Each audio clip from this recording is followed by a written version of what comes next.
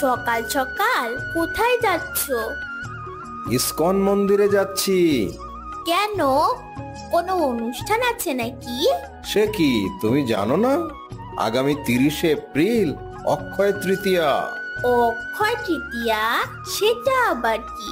আরে দাদু ভাই, বৈশাখ মাসের শুক্লপক্ষের তৃতীয়া তিথিকে অক্ষয় তৃতীয়া বলে।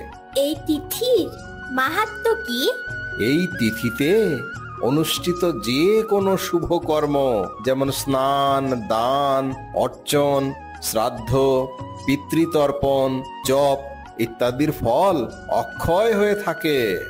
এই তিথিতে ঘটেছিল এমন কিছু ঘটনা সম্পর্কে আমাকে বলতে পারো? হ্যাঁ হ্যাঁ, নিশ্চয়ই। তবে শোনো, এই তিথিতে কি কি হয়েছিল। সত্য ও ত্রেতা যুগের সূচনা হয়েছিল। গঙ্গা দেবীর মর্তলোকে আগমন ঘটেছিল। ভগবান পরশুরাম আবির্ভূত হয়েছিলেন এই তিথিতে। মহাভারত রচনা শুরু হয়েছিল। যজ্ঞের উপাদান জব উৎপত্তি হয়েছিল এই তিথিতে। দ্রৌপদী সূর্যদেবের কাছ থেকে অক্ষয় পাত্র লাভ করেছিলেন এই তিথিতে। চন্দন যাত্রা শুরু হয়েছিল। শ্রীকৃষ্ণ ও সুদামার মিলন হয়েছিল। দ্রৌপদীর বস্ত্রহরণকালে ভগবান শ্রীকৃষ্ণ দ্রৌপদীকে অক্ষয় বস্ত্র দান করেছিলেন এই তিথিতেই দাদুভাই। ব্রহ্মা তার সৃষ্টিকার্যের সূচনা করেছিলেন। মা অন্নপূর্ণা দেবীর আবির্ভাব ঘটেছিল। বদরিকা আশ্রমের দ্বার উন্মোচন হয়েছিল।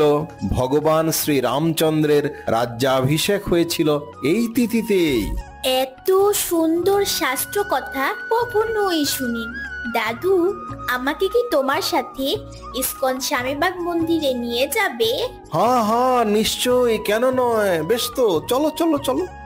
দাদু, এই তিথি উপলক্ষে ইসকন স্বামীবাগ মন্দিরে কি কি অনুষ্ঠানের আয়োজন করা হয়েছে? অনেক অনেক অনুষ্ঠানের আয়োজন করা হয়েছে এই তিথিতে। যেমন ধরো, বৈদিক হোম যজ্ঞ, নবনির্মিত ভবনের উদ্বোধন, বিগ্রহ স্থানান্তর, ভাগবতীয় প্রবচন, কীর্তন বিলাস, সাংস্কৃতিক অনুষ্ঠান ও মহাপ্রসাদ বিতরণ সহ অনেক অনেক অনুষ্ঠান রয়েছে।